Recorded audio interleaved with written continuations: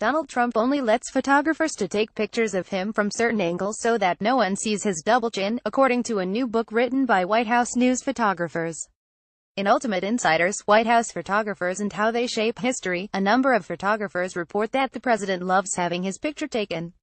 But one of the book's authors, Kenneth T. Walsh, the White House correspondent for U.S. News and World Report, claims Mr. Trump is somewhat particular about the way he is pictured. It's clear that for many years Trump has sought to create and enhance an image of being a larger-than-life leader, says Walsh.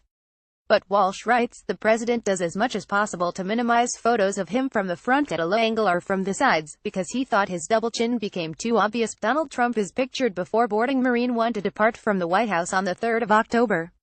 Mark Wilsong at Images Mr. Trump's disdain for what he refers to as the fake news media extends to photojournalists. The book claims he is deeply distrustful of what they called the fake mainstream news media, including the photojournalists. Walsh writes, Mr. Trump is not the only president to carefully control the images of him that appear in the press, according to the photographers.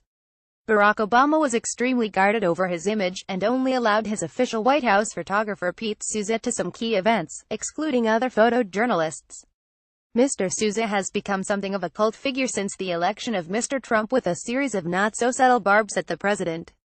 After Mr. Trump was accused of tweeting a misogynistic comment, Mr. Souza posted a series of images on Instagram of Obama during his presidency, each captioned "Respect for women." In terms of his physical appearance, however, Trump's apparent double chin isn't the only thing he may be sensitive about. The billionaire, who is listed at 191 centimeters, making the second tallest U.S. president in history, has also long been associated with having small hands.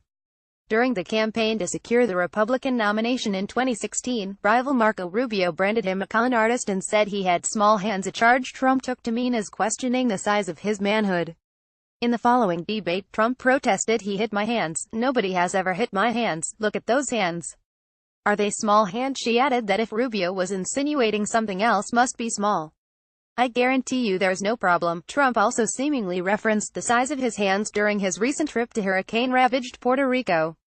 And the president's hair. According to his hairdresser, Amy Lash, it is neither a toupee nor a hairpiece, and Trump just has really long hair and he combs it back straight.